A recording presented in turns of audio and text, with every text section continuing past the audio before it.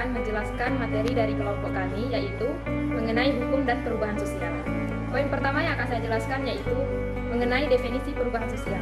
Perubahan sosial adalah perubahan yang terjadi pada lembaga kemasyarakatan yang mempengaruhi sistem sosial, termasuk di dalamnya nilai-nilai sikap-sikap dan pola-pola perilaku, struktur dan fungsi serta kebudayaan di dalam masyarakat.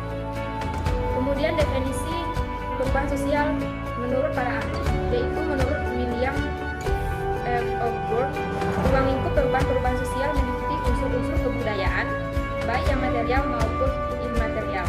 Kemudian menurut Kingsley Davis mengatakan bahwa perubahan sosial adalah merupakan perubahan yang terjadi dalam struktur dan fungsi masyarakat. Poin selanjutnya yaitu faktor yang mempengaruhi perubahan sosial. Di sini ada dua faktor yang mempengaruhi perubahan sosial, yaitu faktor internal dan faktor eksternal. Faktor internal yang mempengaruhi perubahan sosial adalah bertambah atau berkurangnya jumlah masyarakat di suatu daerah yang mempengaruhi struktur masyarakat. Kemudian adanya penemuan baru atau inovasi, terutama dalam bidang teknologi. Kemudian adanya konflik sosial dan terjadinya revolusi atau pemberontakan di suatu negara. Sedangkan dalam faktor eksternal yaitu lingkungan sekitar manusia, seperti terjadinya bencana alam seperti banjir, gempa bumi, dan lainnya. Kemudian terjadinya konflik atau peperangan yang menyebabkan pengungsian penduduk dari suatu negara ke negara lain. Kemudian pengaruh kebudayaan asing untuk bentuk perubahan sosial. Ada dua bentuk perubahan sosial, yaitu perubahan yang dikehendaki dan perubahan yang tidak direncanakan. Adapun perubahan yang dikehendaki adalah perubahan yang dikehendaki, yaitu perubahan yang direncanakan terlebih dahulu. Hal ini disebut dengan rekayasa sosial.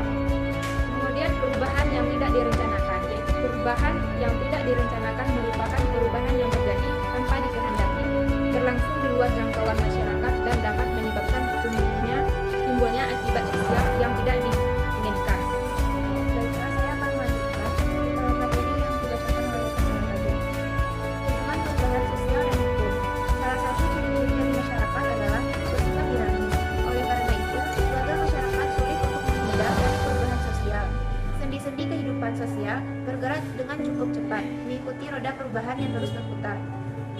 Hukum merupakan sarana untuk mengatur kehidupan sosial, namun hukum selalu tertinggal dibanding objek yang diaturnya. Tertinggalnya hukum oleh perkembangan masyarakat ini disebut dengan sosialek, ketertinggalan kebudayaan.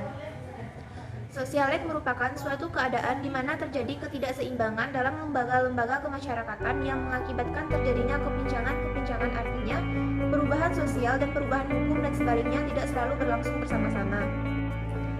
Lek bidang hukum terjadi apabila hukum tidak memenuhi kebutuhan yang timbul akibat dari perubahan sosial yang terjadi.